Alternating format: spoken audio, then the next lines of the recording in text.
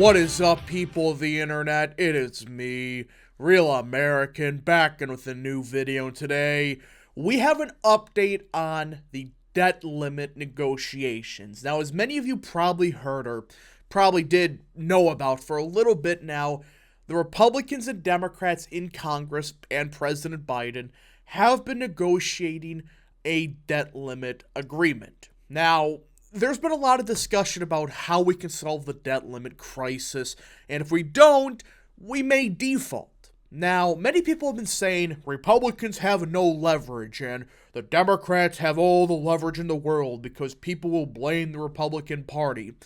And at first that seemed kind of true, but then polling came out. Then an article from Politico came out just yesterday, and it does not sound too good for Democrats.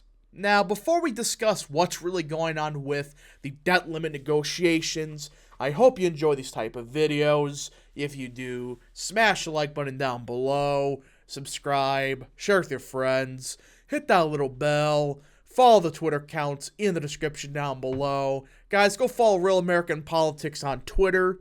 It is a great Twitter account that I recommend that you follow. Of course, follow the Rumble page for exclusive content. And of course, join the channel today. Guys, just for $3 a month, you could join Real American, which is a phenomenal deal, as help support the daily content we all know and love.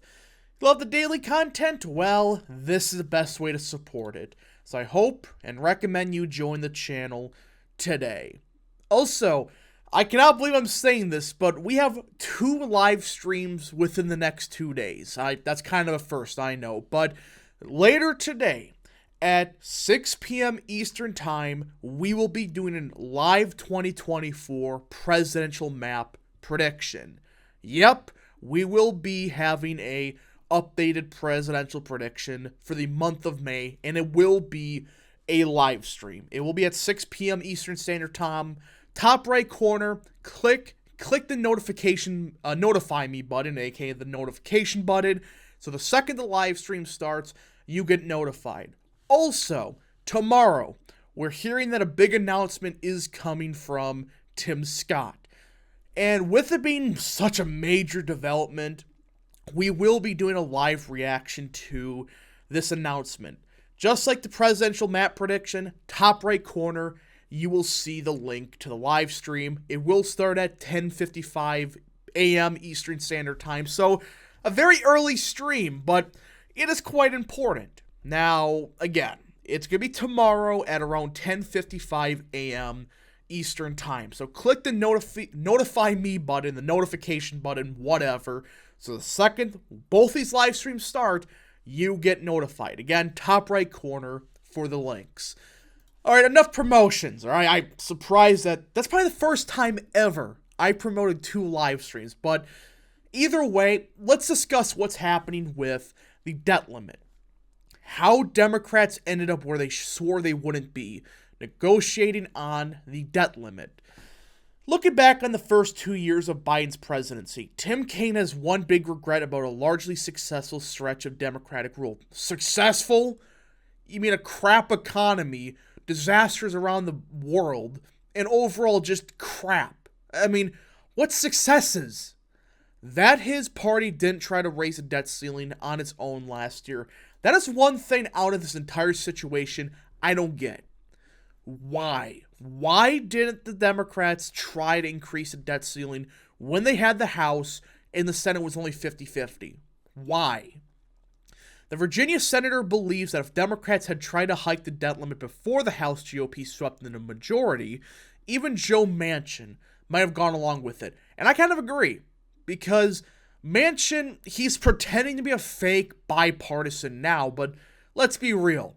In the 2 years of Democrat control, he was a complete partisan hack. Outside of maybe 2 nominations, he's been voting Democrat like 95% of the time. But Biden's party never moved on the issue, and 6 months later, Democrats are stuck doing exactly what they said they wouldn't, negotiating on the debt ceiling with Republicans. If I could do one thing different, Kaine lamented this week, it would have been a late 2022 debt hike, and I was saying that at the time, hey, we got the votes. as Speaker McCarthy and President Biden labor to overcome huge disputes over spending and work requirements, which, by the way, how is this controversial? Like, why? Why are the Democrats so opposed to having work requirements for welfare, like food stamps?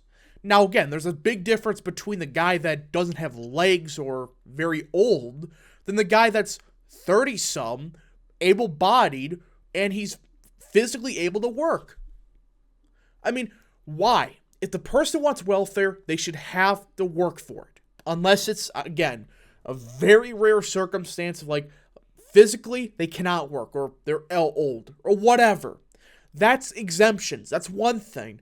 But even in Wisconsin, a 50-50 state, it voted for welfare requirement, work requirement for welfare by like, what was it, like 40 points? Even Madison voted for by like 20.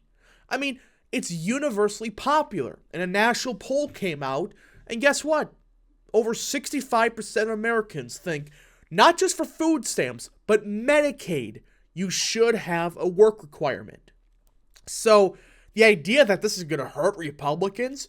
No. Basically, everybody's like, yeah, for the vast majority of people that are on welfare, you should have a job.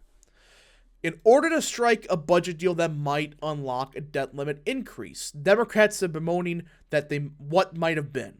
Many progressives are at a loss over how the party ended up here, having slowly reversed the stance they wouldn't haggle with the GOP over the debt limit, after deciding not to even attempt a party-line debt hike last year. The frustration is evident in the rising number of congressional Democrats who are urging Biden to use the legally questionable path to the Constitution's 14th Amendment, which, by the way, that dealt with, like, the Confederates and stuff. The fact that they even bring up the 14th Amendment, yes, there's part of, like, with debt with the Confederates. That's what it was about. It wasn't about, oh, he can unilaterally just skip Congress when it comes to the debt. That's not what it said whatsoever. I recommend everybody go read it. The fact that some Democrats are proposing this, it's a sham. It's stupid legally. Constitutionally, there's nothing about, oh, the president can secretly jack up the, debt limit. There's nothing about it. And when it gets to the Supreme Court, which it probably will, it's going to be overturned immediately. And they're rather doing that than conceding McCarthy. And what McCarthy proposes is fairly common sense. Basic work requirements, cut off some of the fat when it comes to certain government programs, don't mess with Medicare or Social Security, but other things like food stamps. There should be basic work requirements, and there are, but it would expand the requirements. And I looked at McCarthy's proposal. It's common sense. That's really what it is. The Democrat leeriness is acute enough to raise a possibility of a liberal revolt when a bill comes to the House and Senate floor. Why are we negotiating? Fumed Representative Jamal Bowman of New York, urging Biden to pull out of talks entirely. What? Biden's big thing was he was going to be the moderate Democrat that was going to negotiate with Republicans and all that stuff. Guess what? The vast majority of Americans, and this is based on polling from Harvard and Harris, guess what? They don't think Democrats are negotiating good faith. And Biden was supposed to be the guy that work across party lines. I mean, it's just pure incompetence by the Biden administration. This is a gimme for them. This could be the opportunity to get their bipartisan moment, the Bill Clinton moment. Like Clinton had when it came to very similar things, like work requirements for welfare and a balanced budget. I mean, this can be a win for not only the Republicans in Congress, but for President Biden. Instead, it's an easy layup they're blowing. And I'm giving the Republicans in the House credit. They're not, bending the knee on this. They're standing their ground. It's just very frustrating that we have backed ourselves in this corner. Shortly after McCarthy took the speakership, Manchin began asking for him to negotiate directly with Biden, but congressional Democratic leaders and Biden resisted, saying they would only accept a standalone clean debt ceiling, particularly until Republicans passed a bill to establish a negotiating position. Then, to the surprise of many, McCarthy did just that. Yeah, he's like, okay, I'll do it. He passes a bill, and suddenly they're freaking out like, oh my God, he actually did it. Because guess what? The House Freedom Caucus owns McCarthy. I should say, they own him. And McCarthy's like, hey, you just want a bill passed? Okay. McCarthy's playing this perfect. Now the Democrats, there's one of two options. Either Biden negotiates and say, look, we'll give you what you want, and you give us what we want, which maybe some tax hike somewhere with like big corporations or something like that. In return, we cut spending. That's how simple this can be. But the Democrats, they want to not only jack up taxes for everybody, but jack up spending. It's not a good look for the Democrats to say that even their own party's realizing, yeah, we're not in a good situation. And people are saying people will blame the Republican Party for the economic crash. Well, the majority of Americans think Democrats are the ones not debating or negotiating in good faith. So why would they blame Republicans? People are going to blame this on the president. And the fact that, hey, you're not the one negotiating. You're the one avoiding all these talks. And the Republicans, they're just promoting common sense stuff. Like, this isn't gutting Social Security. This is just, if you are able-bodied to, you should work to get welfare. So this is not a good situation for Democrats. You got Manchin questioning it. You got Tim Kaine. It's not looking good for congressional Democrats or Joe Biden because we're running out of time. And if we default, this would be a disaster for the entire economy. And I'm hoping the Republicans, they say, nope, we're not passing your stuff until you negotiate in actual good faith. Not, we're going to invite you to the White House, but ignore everything you ask.